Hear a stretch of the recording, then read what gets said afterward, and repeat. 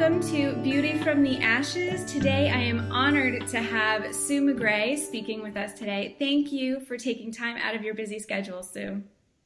Thank you. Thank you, Jenny, for having me. So for those of you who don't know Sue, she is a highly successful businesswoman who has now retired from her position as a national sales director for from the Mary Kay organization. And she's spent her life just encouraging and coaching and training thousands of women. Now you are the Southeast Regional Director for Christian Women in Media Association, and you do it with grace. And she also speaks to groups across the country about fear, insecurity, low self-esteem, and regret. Wow. And these are all the themes that you address in your book, Becoming Visible, which you wrote to encourage women to reach their dreams, right? That's right. So in the book, you talk about how you were terribly codependent with your first husband. Yes. Could you tell us what that was like for you? Well, I think codependency kind of creeps up on you. I didn't realize I was in such a codependent, such a toxic relationship. Mm-hmm. And I had a friend who gave me a book called Codependency No More by Melanie Beatty. It changed my life because I realized then that it really was like a disease. It was a disease, and that other people understood it. Other people had been there, and that was my beginning point. I even started going to a codependency group, and then I became codependent on them, and so I decided that I needed to stop that because I was depending on them too much.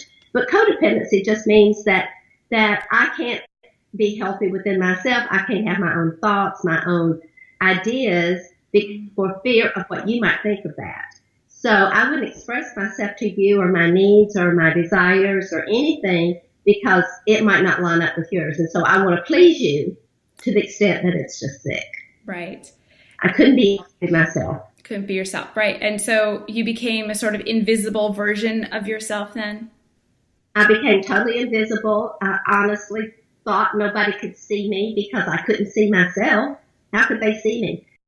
And the first time I realized this, Jenny, is I went to a high school class reunion, and I stood in the door, and I was alone. And I thought, they don't know I'm here. They can't see me. And I was so shy growing up and in school anyway that nobody really knew me anyway. So I thought I really don't matter.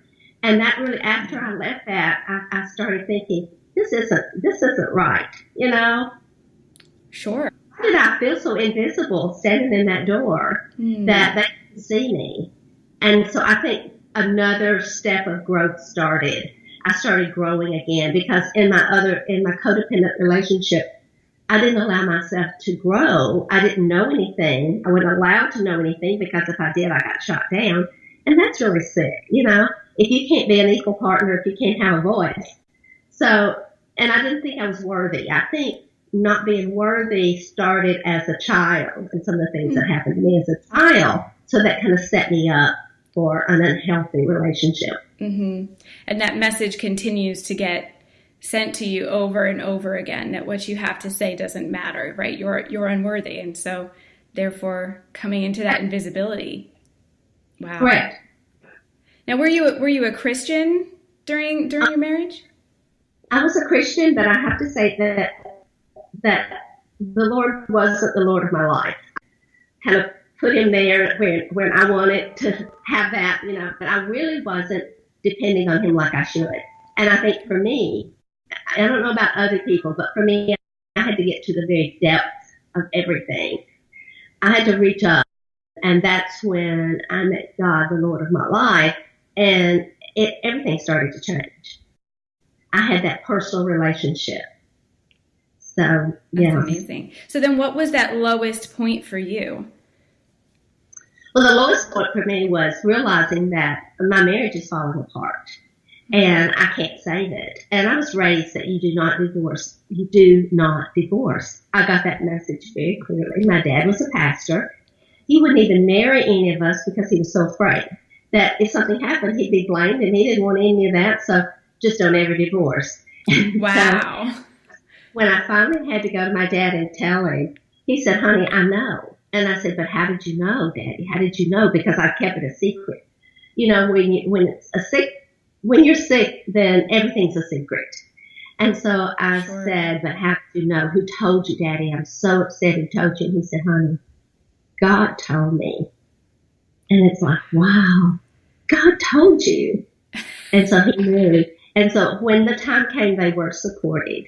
Mm-hmm. But that was a really low time for me to have to go and admit to them that I was in trouble. Sure.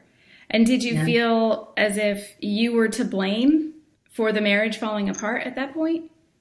I really didn't, because I knew I was in the marriage for almost 30 years. I knew I had given it everything I had.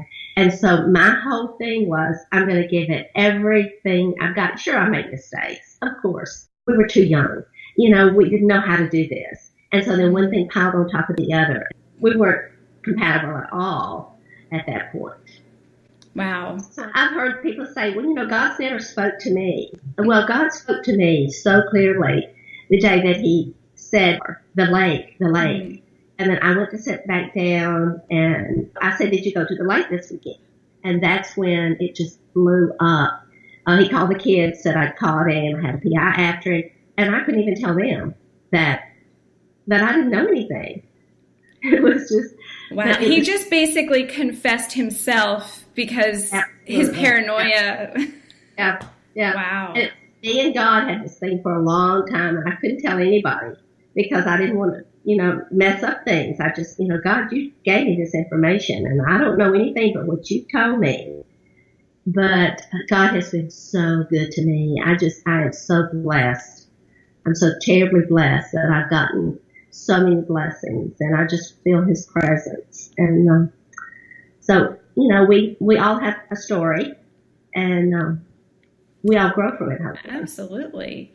And then how did God meet you there and really help you to find your voice and become visible again? Well, it certainly wasn't overnight. I'd been successful in my business. I was able to lead a group of women. I was able to work. Even all of that was a growing process, but I had been able to do that. But I had to become two people. In order to maintain any kind of sanity for myself, I had to be a business person on the outside of the house, and when I came home, I had to be a totally different nothing. I couldn't have an idea. I couldn't have a thought. It was pretty crazy. The time that I decided that I would start to grow again, I was very aware that this might be the end of things, and sure enough, it was the time that I started to grow again.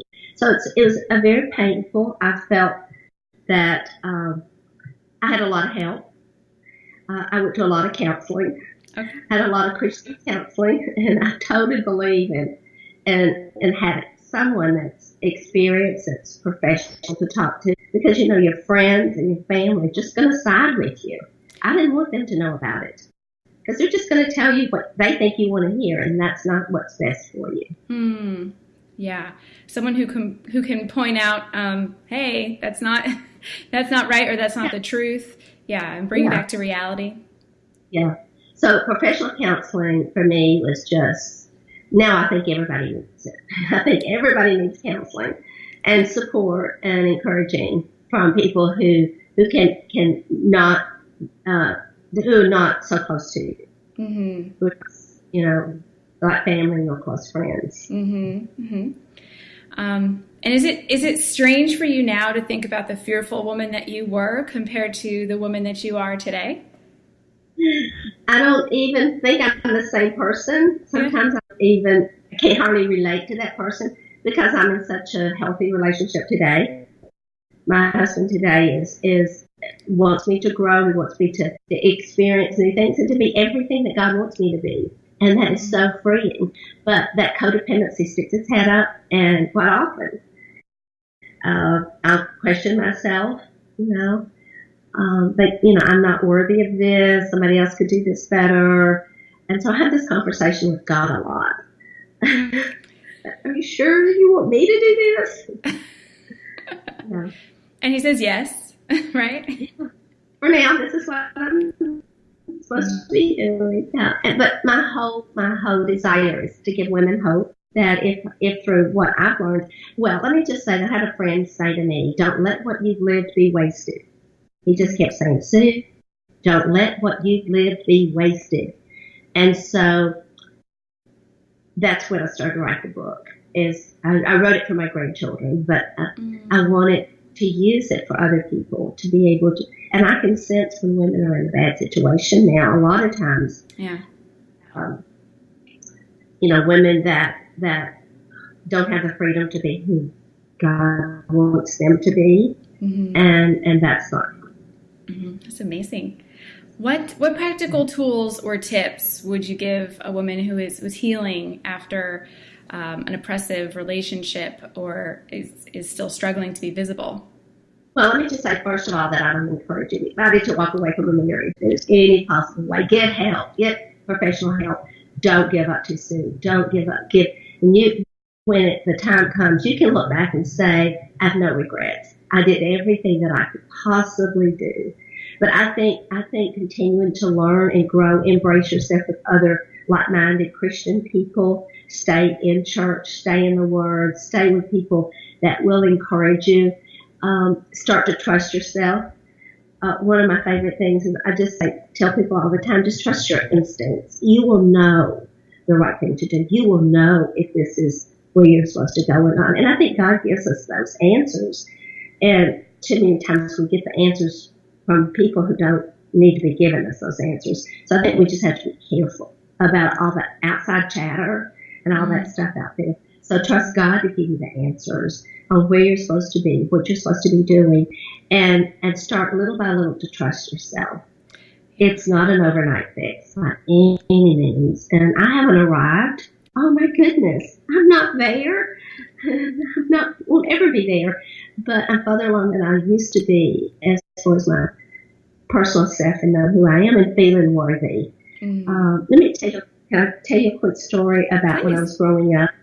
When I was growing up, my parents, they're good parents, but they didn't quite know what to do with the oldest daughter, I had two older brothers, and they just got disciplined, and they didn't want to discipline me the same way, so they locked me up in a smokehouse to discipline me when I was throwing a fit, and this would happen almost every afternoon, and I was about 5 or 6, and I learned that, I started to learn early that if I showed any feelings, if I expressed myself, and I probably was doing it in a really bad way, but anyway, they locked me in the smokehouse until I could straighten up and quit acting up, then I had to stay there.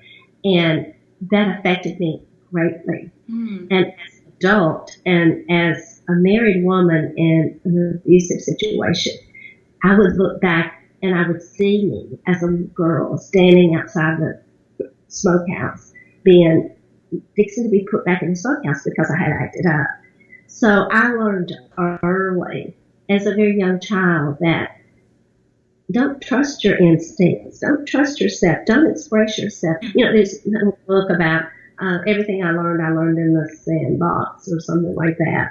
I learned everything in the sandbox that I needed to learn. Well, I learned things in the smokehouse that I shouldn't speak. I shouldn't let myself have a voice. Yeah. It was dangerous for you to have a voice. Right. Yes. Right. And that coping mechanism. To protect yourself, to cope with everything. That was what was safe, was to hold it in. Then, so what would you like to say to the woman who is still in a codependent relationship or with an oppressive partner? Seek God's guidance. Get professional help. Know that you are, that you're God's child, and that He wants you to be all that you can be.